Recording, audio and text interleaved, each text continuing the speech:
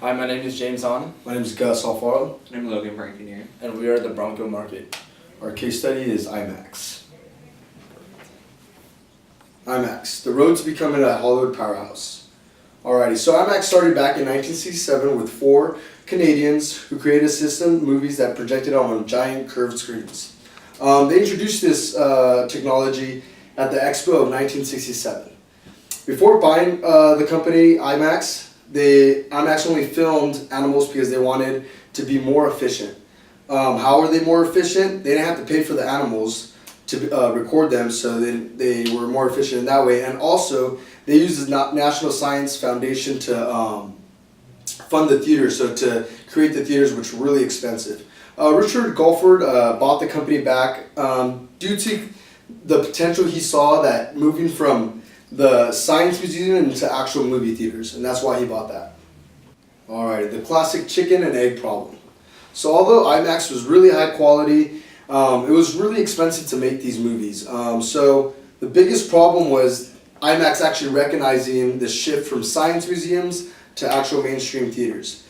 It cost $5 million to adapt theaters to IMAX, $3 million for the cost of the space, and $2 million to put the technology together. Theater owners didn't want to convert the theaters to IMAX unless there was more IMAX films. And then filmmakers, they didn't want to actually make the movies unless there was more IMAX equipped theaters. So trying to solve the problem. One of the things that IMAX did was bring their cost down from $2 million to all the way down to $1.2 million. Another thing that they try to do is make their own movies because a lot of theater owners and filmmakers didn't want to use their technology to film their own movies. So what they did was they tried to make a movie that appealed to both the scientific crowd and the mainstream moviegoers. Unfortunately, the movie was a huge failure. Scientific fans thought that the dinosaurs had too many fingers, and mainstream moviegoers thought that it would be more appealing to go watch a more exciting movie. So, finding the formula. In 2001, a computer scientist actually discovered a way to convert existing movies into IMAX. So because of that, IMAX themselves pay for the conversions for a return of the 12.5% for the gross box office receipts.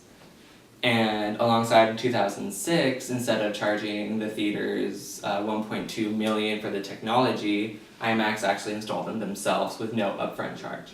The only thing they had was that the theaters themselves had to pay for their renovations, which per screen was about $1,500. So because of the technology investment, IMAX actually received 20% of the box office receipts from the theater owners. And so it was a win-win situation. Even though the studios and theaters were giving up percentage of their own personal sales, they still were gaining more revenue than before without IMAX. And they were also able to switch from $30,000 films to just 150 plug-in play hard drives. So the bump in the road. During the early 2000s, many theaters filed for bankruptcy, thus making a problem for IMAX. They were unable to collect large receivables from the movie theaters. And also, a lot of bondholders were buying equity and forcing IMAX to go into bankruptcy. For example, IMAX's stock prices were going for only 55 cents at the time. Due to IMAX's uncertain future, no one was willing to buy their company for a reasonable price.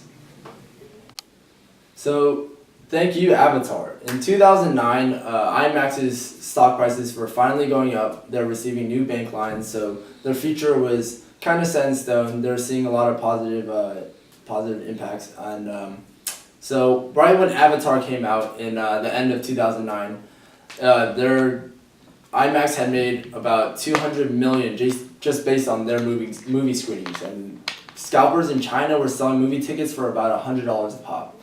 The success of Avatar helped prove to the theater owners that IMAX was worth investing in.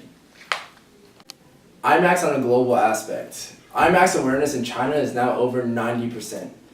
And when the 117 theaters in construction are done, there will be 250 screens in China, and the demand is constantly increasing.